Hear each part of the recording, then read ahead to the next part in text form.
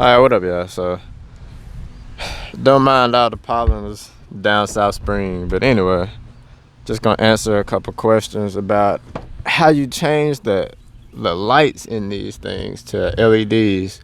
So, all you need is a screwdriver. So, once you get up here, flathead in this corner, you pop it, that'll fall off. If you're using two hands, it won't. But anyway, these bulbs, they come right out.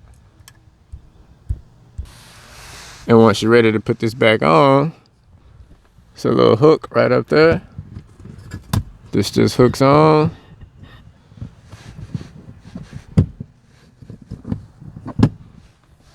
And you're good. So the front is where it gets tricky. Now it's easy down here. This bulb right here, you really can just pour that out with your hand. You don't have to do anything. You don't need anything extra. You can pull it right out. But these up here is where it gets tricky. So you can see it's 1, 2, and 3 little spots. So you get you a flathead. You might need a smaller one, but you should be able to work it with this one.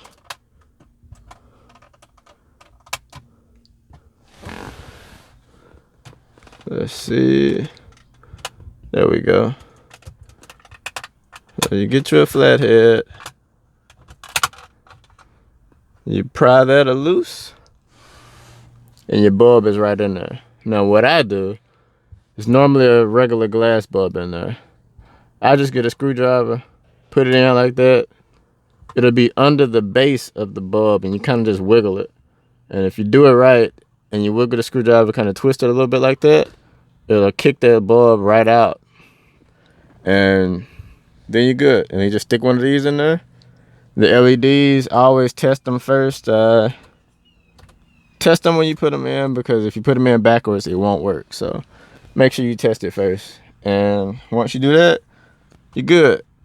And then you get this, you can put this back in like so. And you're good as new. So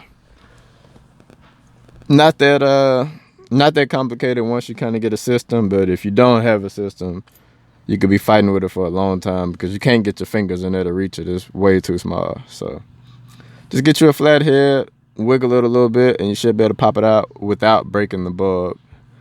Some people end up using like needle nose pliers, and most of the time when they do that, they end up busting the bulb and there's a million pieces of glass falling down. So don't do that unless you absolutely have to, but just get you a screwdriver and you'll be all right.